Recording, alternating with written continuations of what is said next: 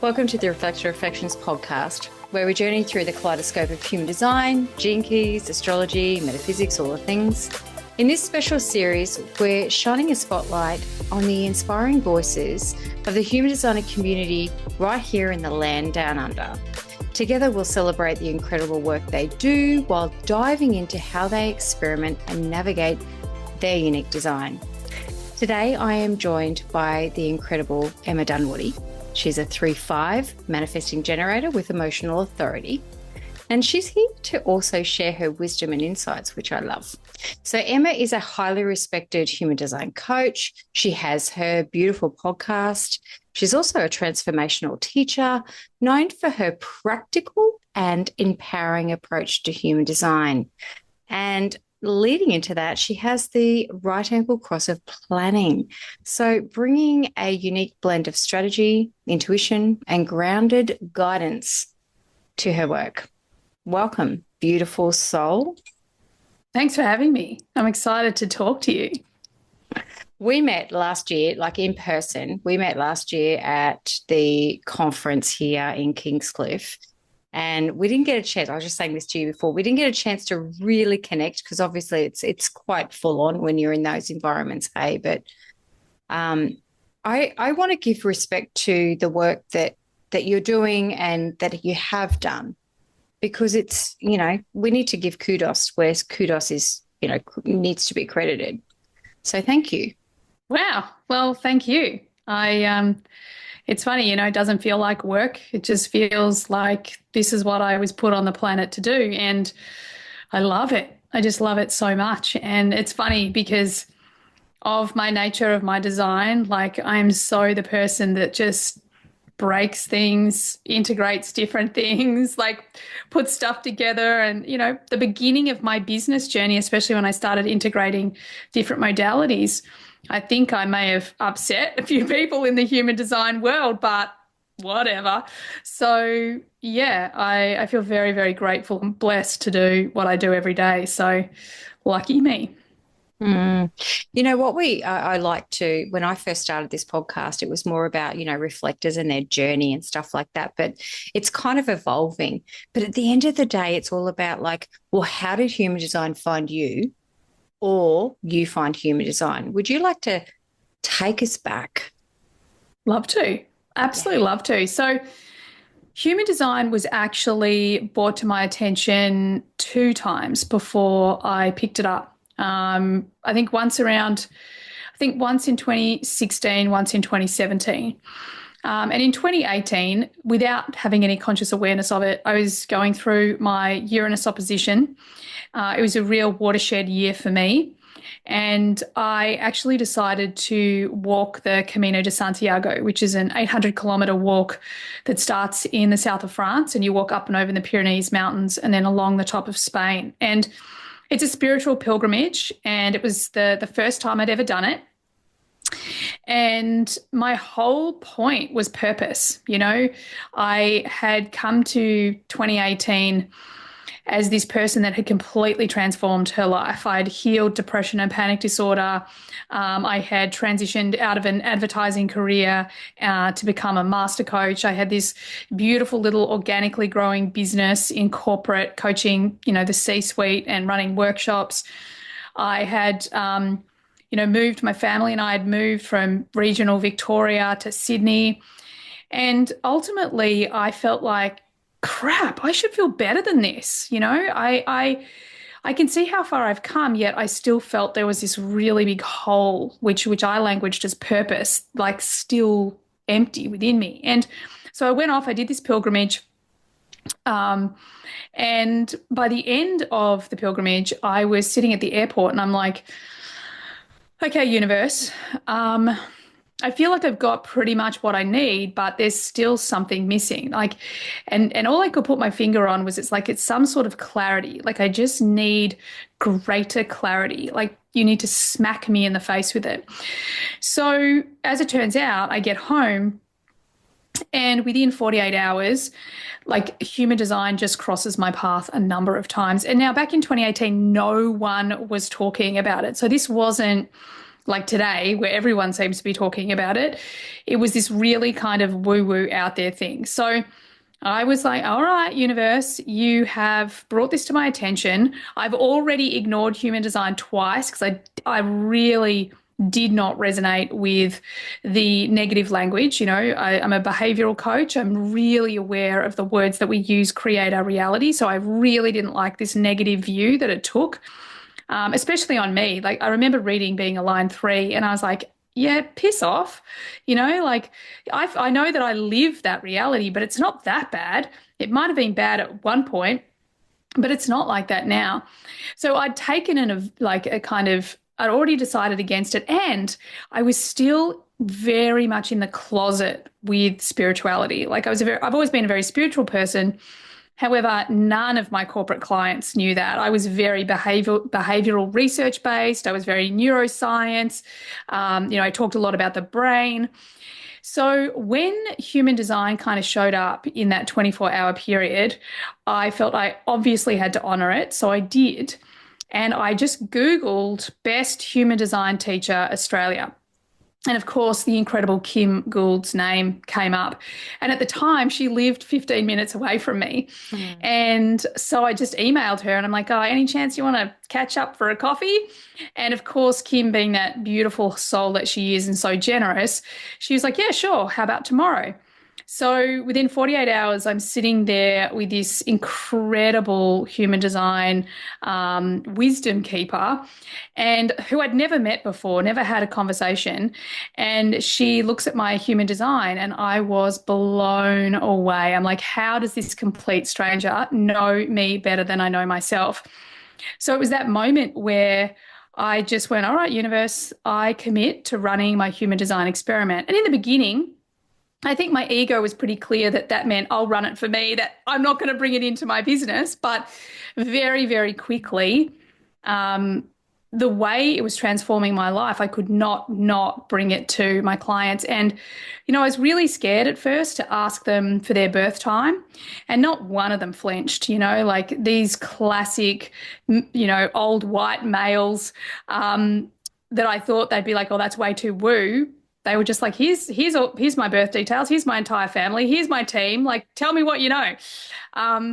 And yeah, it just I just followed my strategy and authority. And honestly, the rest is history.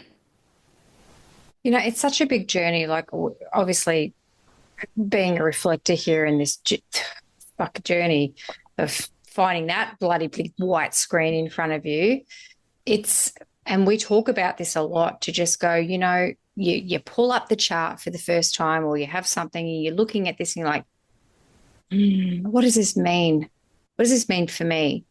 And I'm finding the more that I kind of talk to other types, there's still this moment of just going, oh, shit, this is something, and you were just saying that, you did this whole pilgrimage and you're still like, something's missing. And then it might not have been the key piece to that, but it was still something to go, I'm pulling this up. It says to me, I'm a 3-5. I'm a manifesting generator. It says I've got an emotional authority. And you're like, what the far out does this mean? Yeah. Like, what does this mean? The biggest thing for me, and I think to this day, is that human design gave me the language for everything I felt on the inside. It validated all the things that I'd been searching for my entire life. I can remember since I was like maybe 3, having this story in my head of, I am going to make the world a better place. I'm going to leave it better than I found it. I mean, what 3-year-old thinks like that? And human design gave me the language, because as soon as I discovered I was a line 5, I'm like, yes, it's this impact. I have this like drive within me to have this global impact. Like, I need people to know that they matter. I need people to know that they just need to know who they are and why they're here. And all of a sudden they realize they're in the power seat. So I think the beginning for me, when I had that experience with Kim, and it's very my nature, manifesting generators are good, they thrive outside their comfort zone. So I was like, I've got to work this out. I got to work this out. Because when I first came to it, I was like, what? I felt like I would look at other people's charts and, I looked at Yvette Mayer's chart and I'm like, see, she's got this great chart. It's like sacral and it says all this cool stuff. And I'm like, mine says I'm like emotional and I've got the gate of struggle and the gate of crisis and I'm a line 3 martyr. What the? So for me, I was at the beginning, I was so driven to there's, and it's the thing that's always driven me, even in my diagnosis with depression and panic disorder, it's like, I've got to get to the bottom of this. And if I get to the bottom of this, I know it's going to be extraordinary. So the thing about me is like, I'm dyslexic. So me kind of hitting the books and rote learning was never going to work for me. I was lucky to live really close to Kim at the time, so I got to hang out with her and ask her a lot of questions right before she moved. This is before she moved to where she is now. And then I just tried every chart. I ran every chart. I listened to whatever I could find. No books were on Audible, so I bought the original book that Ra did. And I just kept running the experiment to work out what happened, what was going on in this chart. Like, what does this actually mean to me and to others?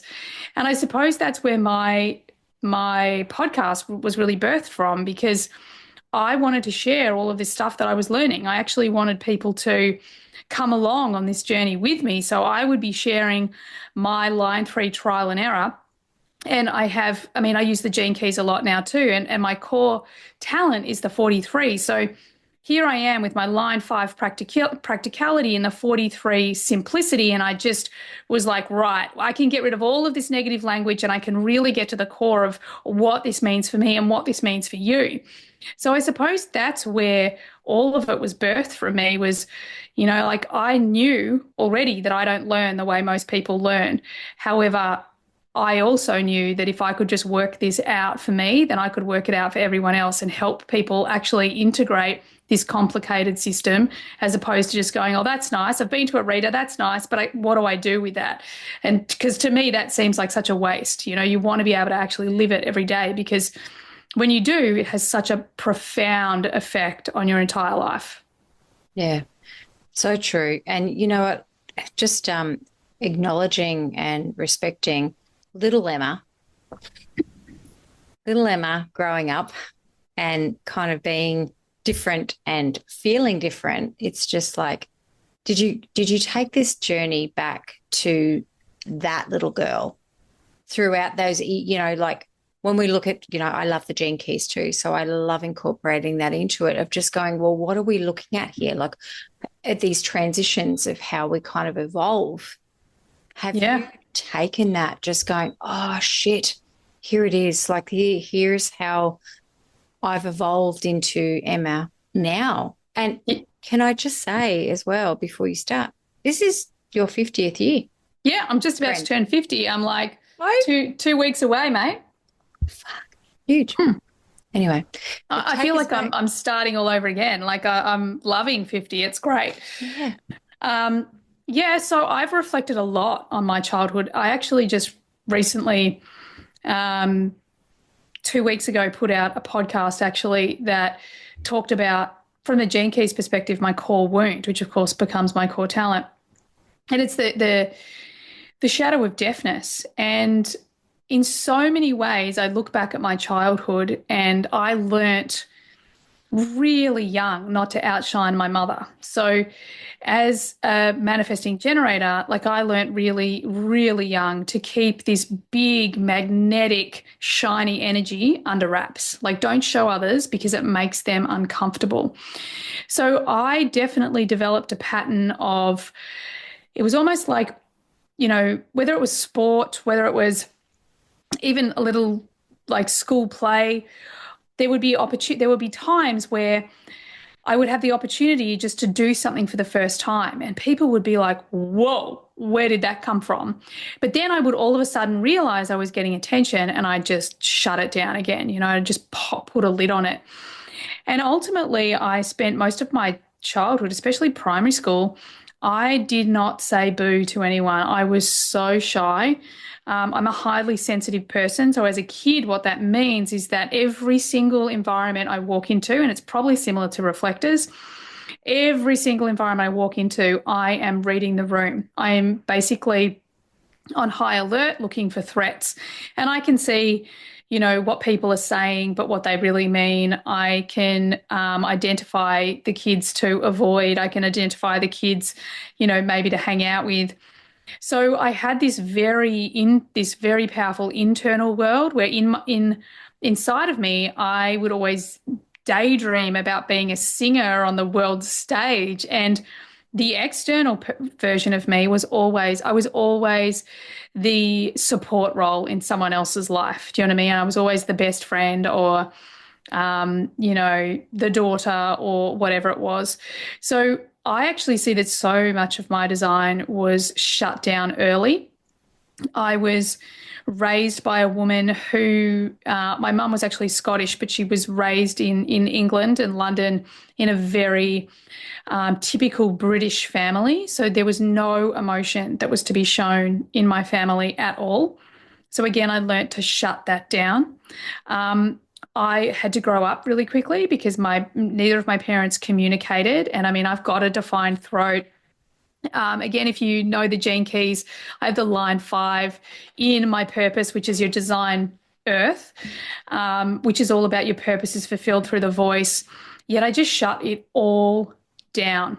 And it wasn't until I think it was about 7 when I rode a horse for the first time. And I was like, this is something that I just love. And I got into riding, into eventing, into dressage.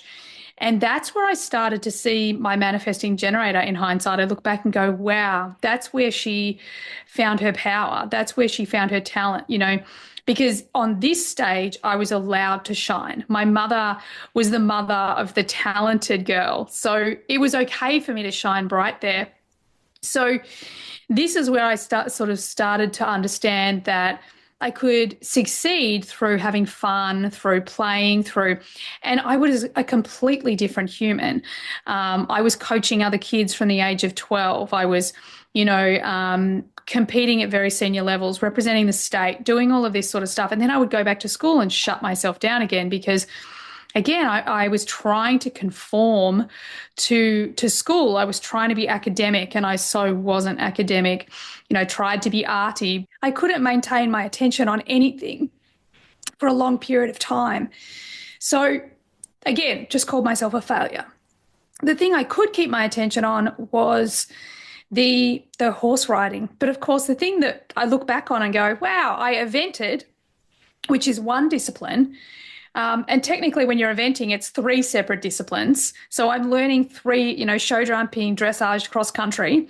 And then I'm also competing on a different horse in dressage. So little did I know my manifesting generator was getting this filled up with the horses. So human design has really helped me heal so much of my childhood. Even recently, as I said, the core wound, having the shadow of deafness. I've spent my entire life trying to be heard. And I had this epiphany with my coach a couple of weeks ago. I'm like, holy shit, I have built an entire business, podcast, like global brand. I've got a book. I'm doing a book tour here in Australia in a couple of months. I'm doing a book tour in the States as of June. And it all comes down to proving that I deserve to be heard. And I had never, ever, ever put those things together. And again, being a behavioral coach, one of the things we have to understand is that in our world, lots of people talk about blocks and, what's blocking you? What's your limiting belief? And they give you these stock standard beliefs, like I'm not enough. But that's not how your brain works. Your brain needs the exact language because it's associated with a part of you that's living in there that said very certain things. So human design gives you that language. And I feel like my epiphany, which is actually the acidic state of the 43, which is something that all those people close to me, they're like, wow, you just have so many epiphanies. I'm like, I really do. So again, I was like, you can't make this stuff up. But the whole point is that it gave me peace. You know, as an MG, that's when I know I'm on, in alignment, peace, satisfaction. But it gave me peace because I realized that even in this divorce, this whole process I'm going through with my ex, I mean, I wish it was done 6 months ago, but it's taking forever. And just understanding that, holy crap, up until now, I've still been trying to get him to hear me, and he's completely deaf to me, always has been, always will be. Same with my mother. She always was deaf to me. So it just gave me this huge peace and, healing, because all of a sudden I went from being triggered, trying to just get him to hear me, to this place of, oh my God, nah, he's just never going to hear me. And that's okay, because, that's who he is and this is who I am. And so I love, as a behavioral coach, as someone who is so focused on transformation, someone who's really focused on living up to our greatest potential. This is what I love about human design and the gene keys, is that it gets us into the depths of who we are. And we can look at it a dozen times, and then one day we look at it and go, oh my God, there it is in plain sight. So I feel like it's this, I always call it, it's this incredible map to the treasure that lies within us. So it gives us the opportunity to actually access the treasure and to actually become the authority that we are, the greatest authority in our own life, which in my opinion really is the purpose of us, doing what we do. We have to be in the driver's seat of our own life. I absolutely love that, because it's just an ever-evolving beast. Yeah. Ever-evolving beast that just goes on and on and on, and people go, oh, the fucking 7 year, 7 years. It's like it keeps going. It doesn't matter. Each year, each journey, each moment, it all evolves us into something. And I'm kind of intrigued, because what I love is that we all get into this and something just hits us. Human design. Oh my God, what is this? What is it? And you just took it to the next level. You just ran with it. And, many of us, we don't do that. We're just kind of like, ugh. We're still caught in this space. But Emma, you ran with it. You just went, fuck it. I'm going to start talking about it. I'm going to, have a podcast about it. I'm going to do this. And you did that. Like, you just started third lining it in a way of just going, I'm just going to talk about it. I'm going to experience it, and I'm going to put it out there to the world.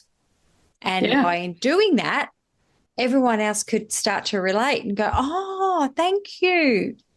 Do you ever just stop and have a moment where you just go, I did that. I did that. I love this question because it really demonstrates the alignment that I have to my design, is that I don't ever think about it that way. Like, I don't ever sort of go, shit, what did I do? And honestly, if I do reflect on it, like in this moment, I'm like, yeah, I'm just this little Aussie girl. Like I often say to a friend of mine, I am the most ordinary, extraordinary person you will ever meet. And I just decided that I want to take human design mainstream. I don't want it to be woo-woo and, just talked about from this knowledge. I don't want to be in the space where people just sit around with a glass of wine and, talk about their design. I don't want to, that's not me. I am a line 5. I'm like, dude, this can make a difference to our children, to our education system. The gene keys are now showing us that this is going to change our well-being, our health, our genetics. And for me, I'm like, well, fuck, I may as well follow my design. I may as well follow this enthusiasm and get out there and talk about it. And it's not like it's always been easy. I am so incredibly grateful to say that I've interviewed some of the greatest people on the planet, being, like people like Bruce Lipton. And, there's a moment where you kind of go, wow, I'm just about to bring up human design. I mean, it just happened last week. I interviewed a guy, I don't know if you know him, but Dr. Will Cole. Like, he's the leading functional medicine doctor on the planet. And here's me going, hey, yeah, I'd love to do a study on um, autoimmune disorder and the sacral because I've got a theory. And I just went banging on about human design and talking about research, and it's Dr. Will Cole. So there's this real, potential for him to just go, you're weird. But I think because since day one, with this, I have just had the confidence of my conviction. Like I made a promise to the universe. I said, if you show me, if you can help me feel this hole in my heart, and by the way, because I know you guys are human design junkies, I have a wide open G center. If you can help me feel this hole, then I'm yours. I'll do whatever you need. So there was also this commitment that I was like, all right, I'm just going to get out there and talk about it. And, I've really every day I'm so grateful. I mean, I just interviewed Lee Harris for the second time, and he's freaking hanging out with me for a day when he's in Byron. We're going hiking, and I'm going to cook him a home-cooked meal when he's here for his Australian tour. Like those moments for me, like it's why I'm on the planet, that I can have this opportunity to spread this message, to make it, instead of being cross-cultural, it's like it's cross, I don't know, tool. It's something that can be applied across so many different spiritual ideologies. It's something that can be shared across mainstream topics like medicine. And I suppose like so many people are just afraid to cross that line.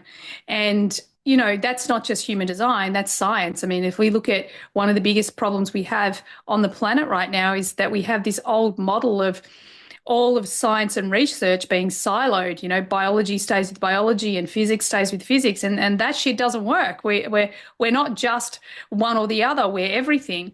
So I feel like we're just in this time, and when I started my journey and I started talking about it, I think I was just one of the ones that wasn't afraid to cross-populate. I was like, oh, well, screw it. Like if they think I'm crazy or I'm weird, who cares? And I don't think anyone ever has. As I said, I'm now being approached by, there's incredible leader in the women's health space, researcher that wants to create some research. So honestly, and I often think, I reflect on, God, it's crazy because if I'd done a vision board and gone, I want this, this, this, and this, like this isn't necessarily what I would have created. But following my human design has really taught me to let go and to stop trying to control reality and control my life and control what I manifest. And instead, it's taught me just to show up and be me.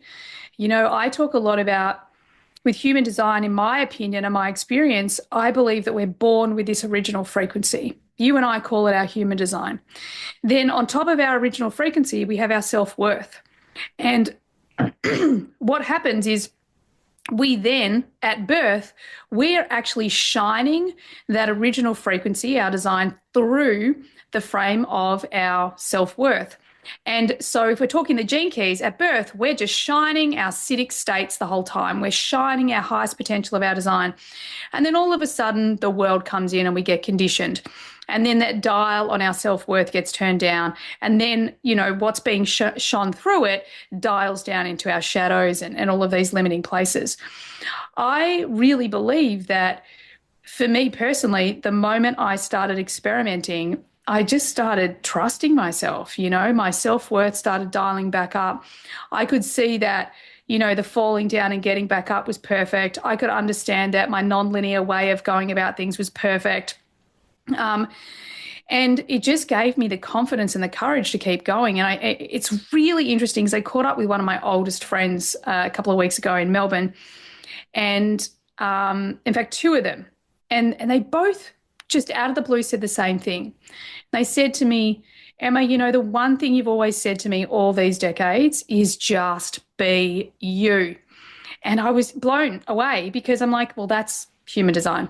So I feel like I was always destined to be, an important contributor in this space because I've always been I've always told others, you are perfect just the way you are, just trust it. And I think up until human design, I wanted to believe that.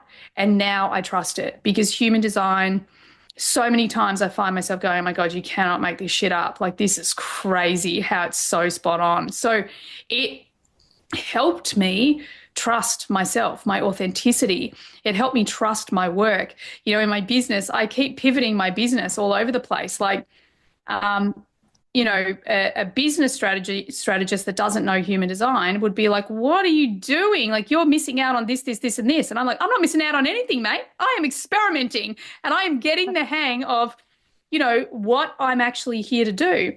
And I really feel like that's where my success has come from. It's this freedom to be me, to do things my way. And the fact that I empower everyone around me to do the same thing. I mean, my entire team is extraordinary, and it's because they love, trust, accept themselves. They back themselves. They're so aligned, and they all believe in this mission. And our mission is to take human design mainstream. I love that. Yeah, that's a whole rant. Sorry, that's a whole rant. I'm like, I wish I had a pen, and I'm like, yeah, I love that. I was literally just going, here's a defined throat, just articulating exactly everything.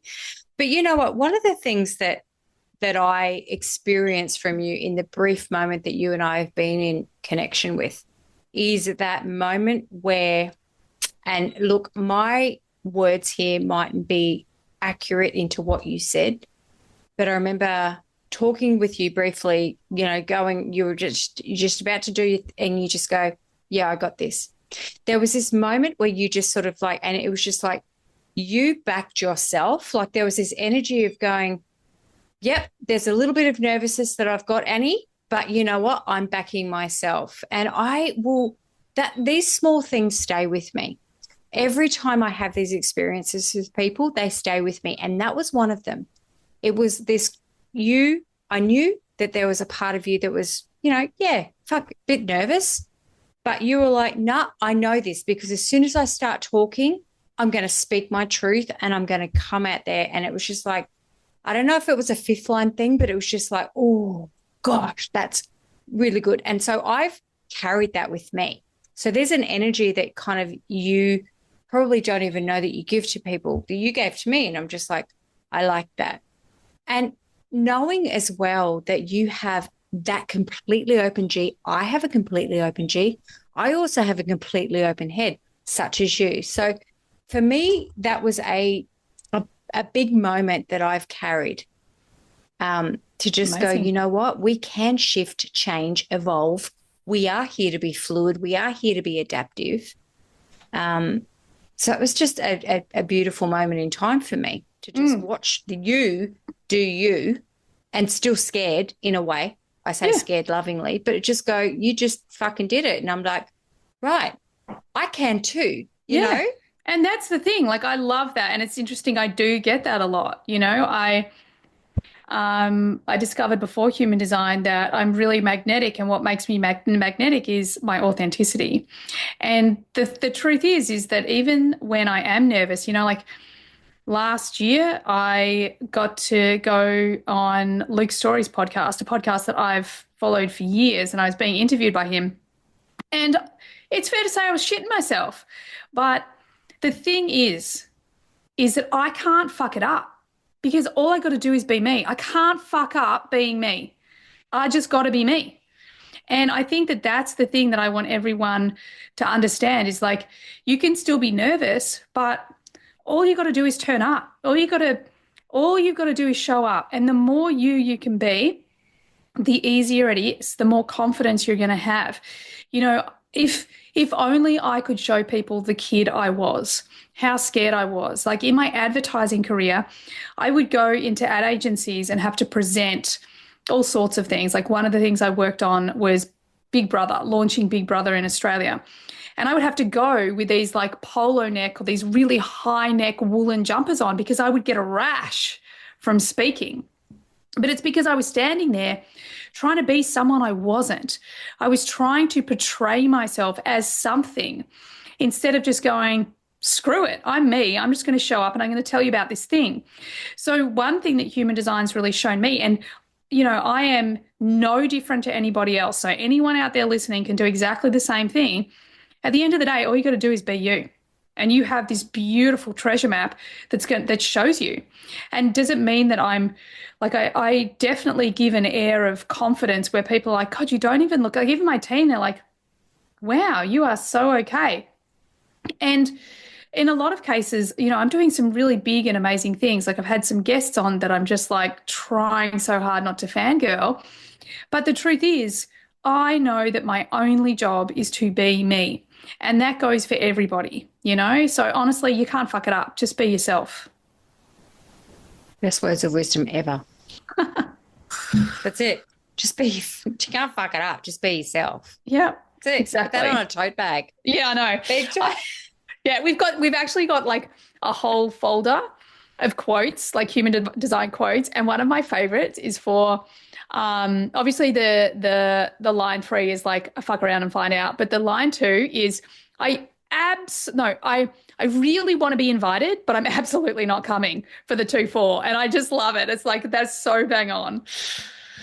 I've got so many 2-4s in my life, like my partner and my daughter, or one of my daughters is a 2-4. How's that? Can I just ask you before? I know we've been going through a little bit, so I'll You're wrap fine. this up, but I really because parenting is a big thing for me. It's a part of obviously my purpose as well of working with families and stuff. So I'm really curious about, the navigation of our little people, and you don't have to share much information about them, but just that journey. Do you have any undefined sacrals as your... No. So I have a family full of manifesting generators. The weird thing is, like, if we take my kids and my team that work here, I'm the only emotional. So everyone else is non-emotional, which I think is fascinating. I don't have any non-sacrals anymore. I was married to a projector. But I think the parenting topic is a really, really big deal. I know I'm blessed with 2 incredible children, and like they're extraordinary. And I really do put so much down to human design and to helping them trust themselves, trust their gut, trust their internal guidance system. They're both line 4s. I've got a 1-4 and a 2-4. When I separated from my ex, I just knew relationship. If I could keep them feeling safe in the relationship they have with me, then they would be fine. And that worked, that worked really well. And it's also beautiful watching my nearly 18-year-old navigating this time in his life and trying to decide what he wants to do with his life. He's like, I want to get out of school. I'm going to start my own business. I want to travel the world. So I need to create, start investing, because who knows what I want to do. I want to try mountaineering. I want to do this. I want to do that. And him feeling free to do that, like, yes, it's great as parents that we can give them the freedom to do that, but they have to have the intrinsic motivation. And that's the thing that I think that I've really seen in both my kids is this shift from childhood, where they look up to you as the role model, where as teenagers, they especially my 17-year-old, but my 13-year-old, like he's already starting to step into it too. But they're stepping into the role of leading themselves. And as a parent, I could not be more proud of that, because, I watch my little one. My eldest doesn't have much to do with his dad at all. But I see my youngest, he is, with me half the time and with his dad half the time. And just the way he is negotiating that, he's doing it from a place of self-trust, of the safety that he's created in, yes, his relationship with myself and his father, but the relationship he's created with himself.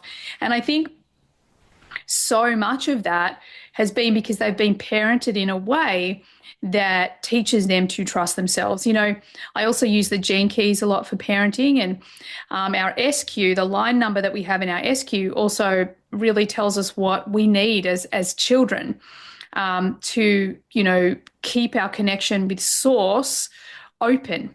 And my youngest has, like I do, has the line 6. I've actually got the gate 5 in line 6, so I've got double patience. But my youngest has patience, and then my eldest has pleasure, the line 3. So just these two simple pieces of information have really helped me, be patient with my younger one, because he has absolutely ridden the roller coaster. Like, he's made some cracking choices that didn't turn out so well. But who he became because of that, I mean, they both did, they're teenage boys. But the thing that I love is that as a parent, I can feel confident that I'm giving them what they need while simultaneously stepping back, while they learn to trust themselves. So I really do feel like human design, especially having two manifesting generators, they both struggle with teachers that talk down to them. They're like, my eldest actually had a situation where he ended up having a really bad relationship with one of his teachers because she wasn't taking responsibility. She was blaming the kids for this, that, and the other. And here's Cooper going, well, how does she expect me to give her, me to take responsibility if she's not taking responsibility? So I really feel like human design is incredibly empowering for our children, as long as we don't hit them over the head with it. I really don't believe, you have to wait till they're interested and they want to know. But yeah, I think it's incredibly powerful. And I watch my eldest, and like, it's just been so handy for him. Like, just one more story, because I think it's so profound. Like, he's a good looking kid. He's, emotionally mature. So he's a magnet, he's a line 4. So of course he has attracted, a number of girlfriends over the years. And I think it was after the third attempt at a relationship, he was like, Mom, I don't know what I'm doing wrong here. And I just said to him, mate, take it or leave it, but you're a line 4. So how about you just try being friends with people and see what happens? Just be friends with them first. And sure enough, he's like, all right, I'll go and experiment. I'll give it a go. Sure enough, he did exactly that. And now he's been with this one girl who's just divine for the longest time. And all because I just take it or leave it, but why don't you give this a try? So I feel like human design also really helps them experiment and get to know themselves at a level that, they wouldn't be doing if they didn't have this treasure map. Love that. I love listening to the stories of parenting by design. And as us as parents, we're just because we're actively observing this through the lens of our own, I know all this stuff. It's all mental candy. It's just I know everything, but we're watching them live it in a different way. And my experience is I've got 2 older kids. I've got a granddaughter, and they're both generators. Sorry, they're the older girls. And so I had no clue.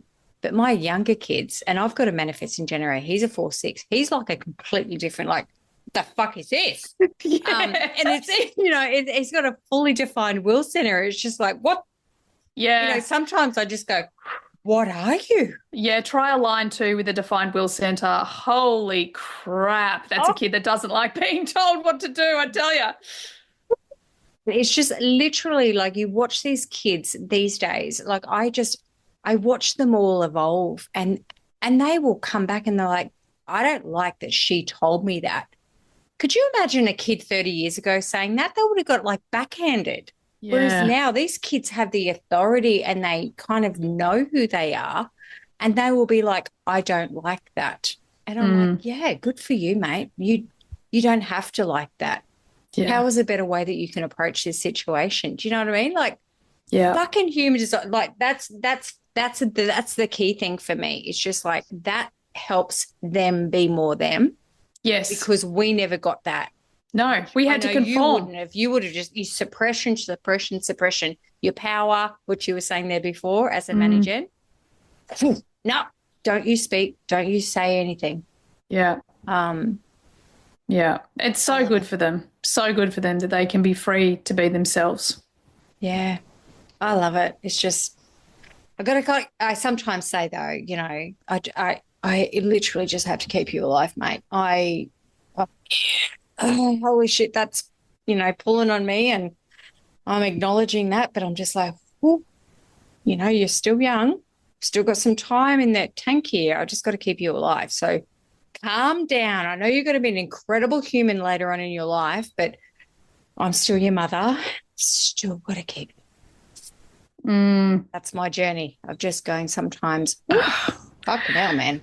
Oh, I get you. It's so funny. I think about my kids. Like when they were little, number one was always called Captain Sensible, and number two was always called Commander My Way.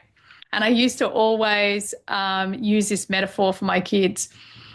Son number one, imagine he's like the age of 2, maybe 3, maybe 3. He climbs to the top of a ladder.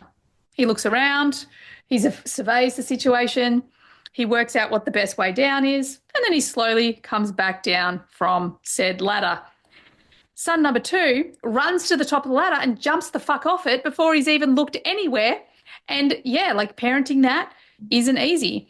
And I think one of the things that Human Design's really helped me with him is just knowing he's a line too. So the more I try to bring him into line, the more I sit in the authority seat, the more I try to control him, the worse it's going to get. So, you know, there's been so many ways that Human Design's informed my parenting, you know, from the way he learns music. You know, we tried the traditional way with a teacher. He hated it. So ultimately, when he wanted a piano, I got him a keyboard piano. And I was like, how do you want to learn? And he goes, well, I just want to get an app, Mum. Okay. So I got him an app. And even without the app, the kid learned how to play the Harry Potter tune all on his own without any guidance. So it's really informed me in so many ways when I want to be like, what are you thinking? Just letting him be like, well, he's a line too. I can't tell him what to do.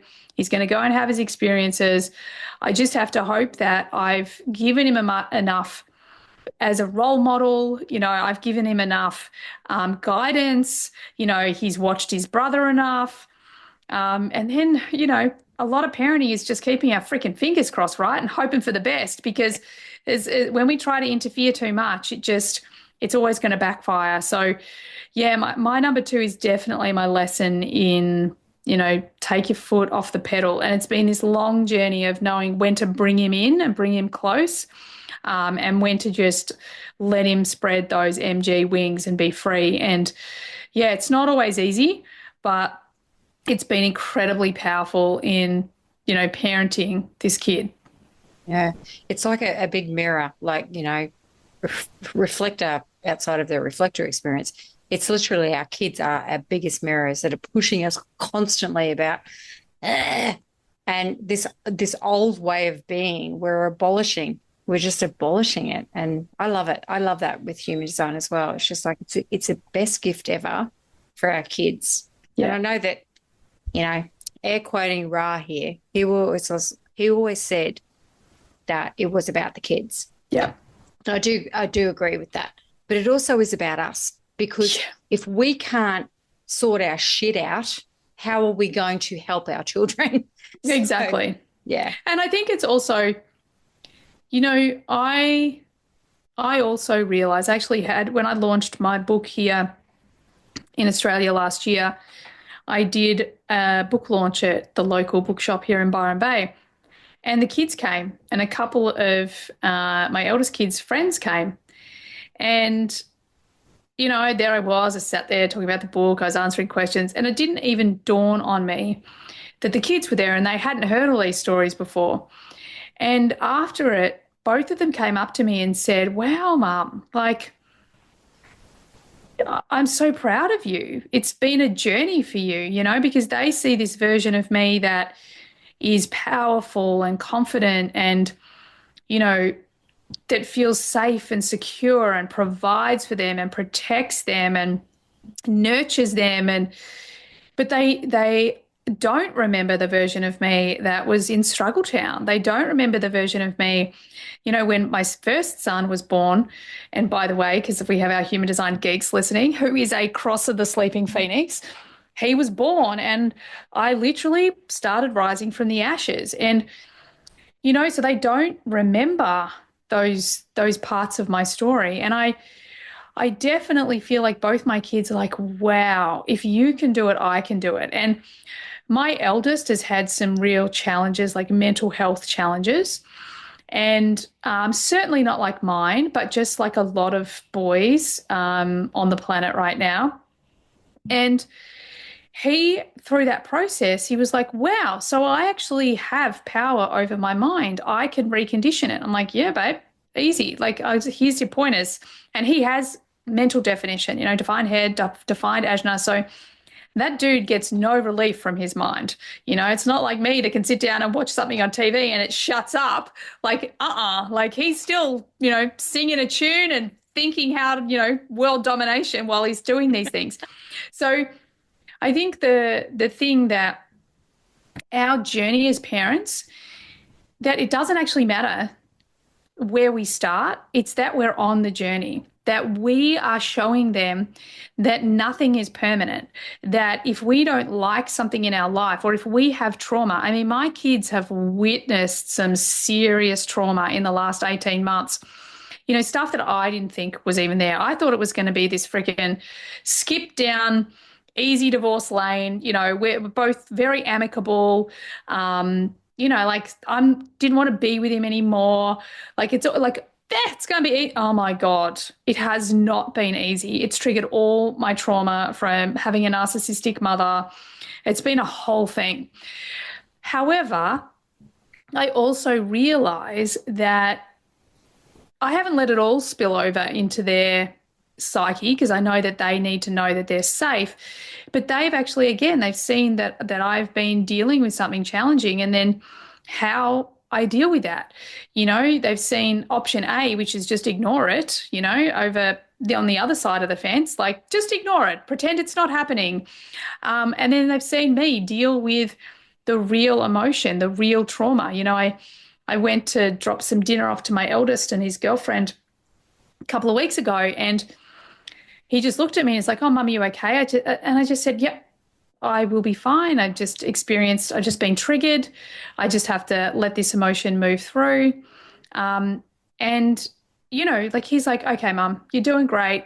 But this kid doesn't walk away feeling like, oh my God, I'm responsible for your emotions. Because once I actually discovered I was an emotional authority, realizing the impact that has on my children, I was like always saying, you're not responsible for my emotions. These big emotions are mine. Da, da, da. Like, so I gave them this freedom. And again, from a young age, my eldest would always come in and hug me if there was emotion, whereas my youngest would be like, I love you, Mom, and he was gone like the wind. And again, that was okay. I made that okay for them. So it's really interesting even watching my youngest go through this time that when I'm feeling emotional, he doesn't run away anymore because he knows it's my emotion and he's not responsible for it. But he can sit there and give me a hug if I'm feeling emotional. So again, like, these are things we just wouldn't have known if we didn't have human design. So true. My second daughter, she's 26. She's a 3-5 emotional generator. And exploring this over the last 6 years has allowed me to kind of give her some space. And if anything, we're closer now. Because there was this loggerheads, we've got a reflector mum, he's a 5-1, I'm very practical. It's just like, why can't you sort your shit out? And she's like, fucking, you know what I mean? Like, yep. You're looking in hindsight at these kind of like these relationships that we have with our children as they start to become adults and embrace their power. And we're like, oh, but this is the gift that just goes, I see you because I start to see me now. Yeah. And I just watch her and I give her so much grace now because it's just like, that's your journey, babe. You're only 26. Like, fuck around and find out. Yeah, exactly. I say that to her all the time. I'm like, just be safe. Just be safe. But if anything, me saying that to her over the last X amount of years has allowed her to start coming into my space of going, oh, Mum, can I just talk with you about this? Yeah. Because she feels that I'm just like, I'm not judging her. Even as a 5 to a 5, she knows that. And it's like, far out, this is huge. Yeah. My eldest daughter is a 6'2", so it's very different. It's a different lived experience. But yeah, that 3-5, watching that 3-5 generator walk through life. And I'm just like, okay, babe, I get it. Yeah, And I think that line three can make people feel really uncomfortable, like I know I make people feel uncomfortable because they want to fix me, they want to be like, but you could get it right. And I'm like, I am getting it right, like just because I didn't do it the way you did it and I didn't get the result that I wanted doesn't make me wrong. And I think it makes it, I've got a lot of line ones and these sacral beings. So I'm a line three and emotional. And I think that that's one of the things that has just been such a huge permission piece for me because people assume, and this probably, fed into that old identity of I'm stupid. They assume that I don't know what I'm doing. But the truth is that I am literally the person, like I get that as a line one, you guys have all the information, good on you. Well done. I don't gather information that way. I throw myself off a cliff to see what happens. That's how I gather my information. And I think that's, it's my greatest talent, the ability just to take imperfect action, just to lean into fear because I'm so resilient. I'm a line three. Like it always works out in my favor. It just doesn't always work out the way I think it's going to work out. So I think that's another thing I love about human design is that we can teach each other how we're actually designed to be, like I'm not meant to be neat and tidy. God, that was a relief. It's such a relief. Like I'm a manifesting generator, so I'm designed to break shit and remake shit. I'm a line free, so it's all this trial and error. And I'm emotional. Like who knows who I'm going to be? Like I don't know if I'm Arthur or Martha half the time. But the point is that the moment I got full permission to be me, then I don't care. Like, this is who I am. This is where I feel the most authentic me. This is where I really love me. I love me when I fall down. So if my falling down makes you feel uncomfortable, well, tough kahoonies, because this is the way I move through life. So I think, again, human design gives us the grace to accept others as they are. It was a real game changer when I came to human design. Like it really helped how I related to my ex. I mean, obviously it didn't help long term, but the point is like it really helped me see him as he was designed. And it made me realize all the reasons why, he couldn't do all the things that I could do. Like little things would piss me off. Like, why can you not drive for longer than half an hour without wanting to fall asleep? Like, what's going on? I can drive for 5. And then as soon as I discovered he was this splenic projector, two centers defined, one channel, I'm like, okay. So we then get to choose to give people grace and to accept them as they really are. And in turn, do the same for ourselves. I used to be so hard on myself because of this inconsistency, because I lived in this world. I went to, really, I'm going to say elite schools. I was really good in sport and I was constantly shown this model of excellence where you turn up as the same version of you every single day and you do the thing and then you get success. And that version of me just felt like a constant failure because there is no way I could ever do that. Like I could do better than everyone for like the first week or the first day or the first portion of something. Like I was smashing it out of the park. But by day 3 or week 2 or whatever, my emotional wave had kicked in, or I'd fallen down a number of times and lost confidence thinking that I'm doing something wrong. And so again, human design's this thing that like I know I'm winning or learning. Like if I'm not getting the success that I want, it's because my audience, my community, my collective, they need to know that this doesn't work. So I see just as much value in the falling down as I do in the getting it right. My line 5 loves to problem solve. Like my line 5 loves it.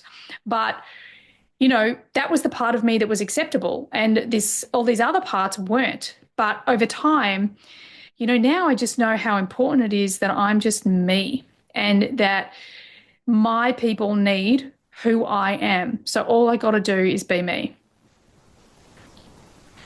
Ooh, that got me. Yes, absolutely. I'm feeling that very much myself as well. Mm. and I don't have definition, but I'm still feeling that as well. To go, yep, it's really, really magnificent when we start to step into who the fuck we are, because we start to go, yep, this is it. Yeah. Change, and that's okay. Yeah. But this is me. And you're perfect. It's that whole really knowing, like, when I first got into human design, a lot of people would be like, oh my God, if I don't have my throat defined, does that mean I can't manifest? Or if I'm this type, I can't do that. Like, no, you're perfect. Everyone is designed perfectly. And the more that you get to know your design, the more you see how the universe is sitting there, or your soul is sitting there laughing their ass at you because they put little tweaks and little things in your design to trip you up or slow you down to balance you out. Like, one of the things I always laugh about in my design is I'm a cross of planning, but I actually have the two channels of the cross of duality. So I have so much duality. I'm a Pisces.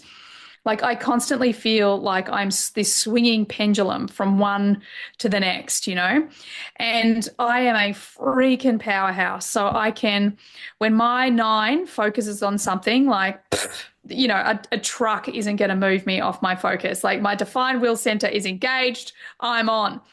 But this force of nature that I have in me, I also, as a kid, I learned to be 10 foot tall and bulletproof. I learned to be independent. I learned to not ask for help. All of these unresourceful things. The joke, if you like, in my design is, yes, I'm a powerhouse. Yes, I have a defined will. Yes, I'm a manifesting generator. Yes, I've got the 3420. Like, here I am to have a big impact and demonstrate human potential, but I'm a freaking split definition.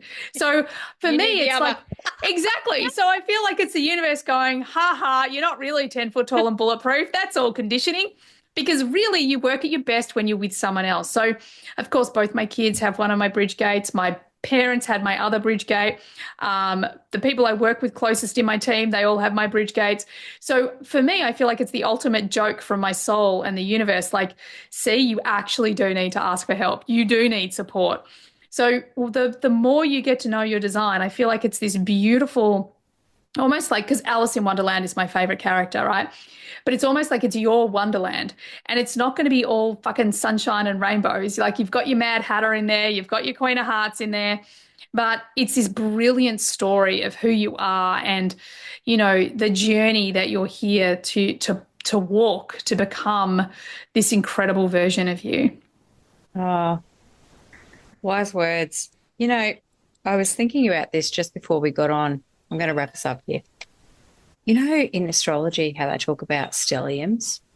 Yeah, couldn't tell you what they are, but yep. Yeah, it doesn't matter. But I'm like, what if in human design we have stelliums? And you've got a fucking sacral stellium. If we look at where the most impact is in our design through, like, center, you've got a fucking stellium in your sacral. I've got a stellium in my throat. It's just like, oh, that's a different way of looking at it. It was just something that came out for me before. I was like, holy fuck. I don't look at people's charts and really until, like, I start to talk to them, because I don't want to get heady about it. But I'm like, Emma's got a fucking stellium in her sacral. And I'm like, what does that mean? What did I just, I just did a Ghostbusters. I crossed the streams. I love it. Cross the freaking streams. Get this, like, let's blow the silos up, like, for ages, I just, as much as I understand astrology from a human design perspective, like, I just have never fully got it, like, it's kind of not my jam. Then the Gene Keys turn up in my life and I'm like, this is my jam, people. So you just got to do what works for you, right? Yeah, I as much as don't get me wrong, I still like to look up my astrology and all that sort of stuff, but that's what I love about human design, the Gene Keys. It's the specificity, like, it's not determined by the person that's doing the reading. The detail is in the chart, and I think a lot of astrologers would say, yeah, the detail is in the chart with astrology as well. But I do think, and I kind of joke, and it's probably like, God, if the International Human Design School could hear me, they'd kick my ass. But I almost feel like human design is like astrology for dummies, like, once you get the hang of it, you can really find this depth and this detail and like all the really like juicy bits about yourself, especially if you have Chat GPT these days, by the way. You can get into those details so easily and make sense of what it actually means, as opposed to, for me, I still can't tell you exactly what the difference is between my sun sign, my rising sign, and my moon. I've got a kind of an idea, but my line 5 is like, but where do I ground it? Like, I need to ground it. What does that mean practically? Like, give me a step-by-step, a flow chart on that, please. And with human design, I just feel like it gives you the simple, yet specific, theme or the action that you can take, or I don't know, like I love it. I mean, if there's any astrologers out there that can show me how easy astrology is, that you freaking go for it. I am an open book. I'm ready to learn, but as yet I just don't have the same ease with it that I have with human design. It's so weird because you get astrologers that come into human design, they cannot, they literally struggle. And then you've got the opposite of us trying to like learn human design. We're like, us trying to learn astrology, and we're like, I don't get all these aspects and stuff. Like, what is all this? But we can go into it's just like, what? It's like, exactly. It's true. But isn't that the whole point? Like, isn't that why we do what we do? Because some people are astrology people and some people are human design people. Like, we just have to stop trying to be the people we're not and just stick to the people we are, It's so easy. Like, just like, I don't understand why you don't understand this. And they're like, I don't. And then I'm like, I don't understand all this aspects and conjunct shit. Like, what are you talking about? Oh my God. And I studied it, and it's so funny as an adult. I have been, since I first started studying my own brain when I was 28, diagnosed with depression and panic disorder. From that point on, and then when I went back to do my master coach program for 3 years, like, I've just been like the star pupil. Like, this dyslexic kid worked out how to learn. And but astrology, I feel like I'm back in like, grade 6 maths. I'm dead set, no idea what's going on. I just can't compute. But you know what? I've got a question for you, because I'm also fascinated with reflectors, and I kind of sometimes put it down to this flippant comment because I don't really understand sidereal or sidereal astrology or human design, but I'm a reflector in my sidereal chart, a 1-3 cross of the Sphinx. So I've always been obsessed with reflectors. And the thing that I'm most curious about from you is, what do you think is the most misunderstood aspect or thing about reflectors that all of us need to know? I think it's that we are just going to naturally navigate the moon cycles. It's just, that's the first thing that comes up, isn't it? It's just like, we'll just wait a lunar cycle. But that's a very offhanded kind of, it's just like, ugh. So I think that's a misconception that that's what we're all going to do every given day. But the cycle is not like that. The cycle is very unique to us all. And, I've been doing this over the last couple of months now of guiding people through journeys of just taking them through a lunar cycle and letting them experience it. Because I've got a lot of third lines, so it's just like fuck around and find out in my chart, even though I'm a fifth line. But that's the thing. I think it's a misconception, and it's just the most annoying thing to just track your lunar cycle. So the first thing that reflectors do is they start looking at the moon. It's a half moon, it's a quarter moon, it's a friggin' full moon. You're like, oh no, you didn't get that. You didn't get the memo that's actually about the transit. And then it's about, well, your decision-making process doesn't always have to be a full lunar cycle. Your decision-making process is about you taking time. And how are better ways that you can do that? How are better ways that you can go into your community? How are better ways looking at your circuitry, looking at, how everything else maps up for you?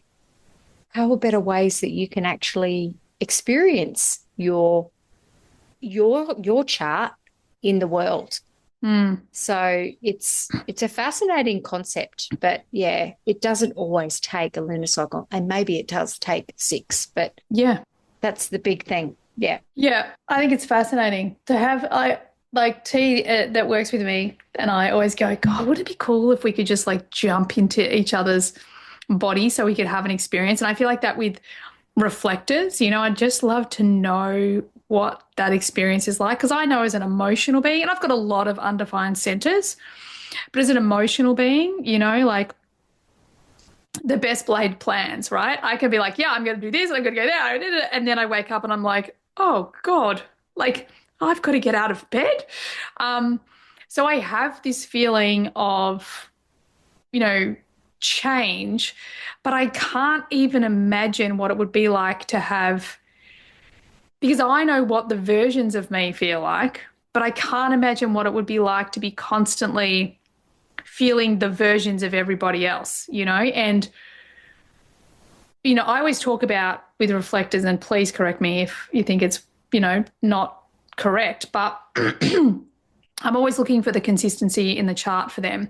So that might be their profile, that might be their incarnation cross. I use a lot of the gene keys as well. So that, that's where they kind of can put their flag in the ground. But I'm always fascinated, like, what is the experience of being a reflector really like? And can we ever, as the other types, can we ever really know it? Because even as I'm sitting here speaking to you and I'm asking you these questions, you're giving me your answers, but I'm interpreting it through the frame of me, like, it makes my head want to explode, but I love it. It's also like, well, what's happening in any given day? So it's just like we are so transient. When you look at those spiral, if you've ever, I'm fascinated by space, right?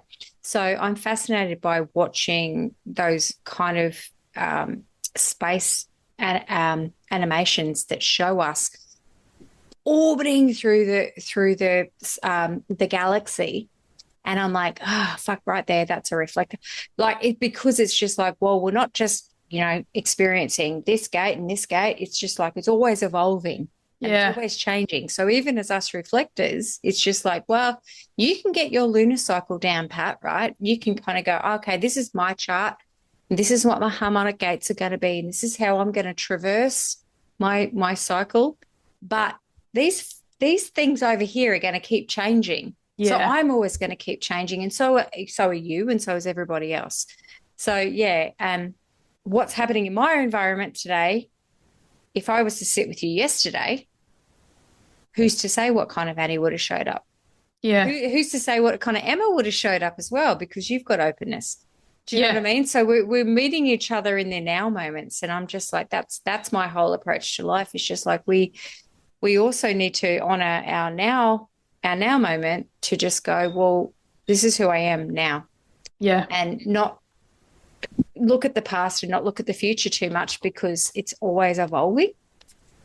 But I think that's a thing for reflectors, is just like understanding that transit tracking and stuff like that, of how we kind of journey through life and we can meet each other. I know now, like I've sat here and done, and I guide people on this, sit with your family, sit with who is in your space all the time and look at it and look at their circuitry. Yeah. Don't just look at their chart, look at their circuitry, look at how they're going to show up, because, you're going to be impressioned by that. Yeah. And what it switches on and off in you, like if you're in a relationship that activates your solar plexus and you go from being all this, and then your one consistent thing in the relationship becomes this emotional wave, like, yeah, great. But yeah, I think it's fascinating. I think it's so fascinating, but it's the same for everyone. I look at the way I show up with different people. Peace, obviously being a manifesting generator, is one of my North Stars. And I notice how much peace I have in my life these days. And I notice when that's, knocked off kilter. So I really feel like I use the signature and the not self theme of our type a lot. And I teach it a lot because I really feel like it's a way we can be consciously or constantly awake to where we're at. So anyway. No, I love that, because it's really true. Like if you start to explore somebody's chart and you start to see how their energy flows, peace is probably a huge thing for you, because you might have those manifested, going off on a tangent here, but I watch with my son as well. He's got he's very tribal. He's a 4/6. He's got a fully stacked will and ego. So he's a force to reckon with. Mm. But he's so tribal, and he's got all those manifested channels. And I'm just like, I need to get out of the fucky's way. Like, Yeah. it's so much more. And Yeah. I'm just going to go, all right. Yeah. But I'm so much more. And each reflector is like this as well. Mm. And I guess this is the beauty of what I'm trying to bring to the reflector community, to go, you're not just a reflector. You're not just a 5/1. You're not just a 4/6. You're not just a 1/4. What else are you? Because I think that there's so much more nuance. Yeah, I totally agree. I love it. I totally agree. Fun. It's funsies. Yeah. It is. It's fun. It makes me excited. But yeah. Yeah. You are an absolute gift. Can I just say, Emma, thank to the you. world. Thank you so much for sticking to your guns. Thank you for being here. Thank you for just sitting in space with me. Being who you are, what you always preach. Yeah, I'm a little bit messy. But I'm a lot of fun. You are. Thank you again for taking the time to share yourself, share your journey, and I cannot wait to connect with you maybe in future podcasts or in future endeavors. Thank you so much for having me. I really appreciate it. And I love all the work that you're putting out in the world. As I said before we hit record, like, our reflector coach in my community just raves about you guys. And I know you're doing some really epic stuff in the world. So thanks for having me. Thank you.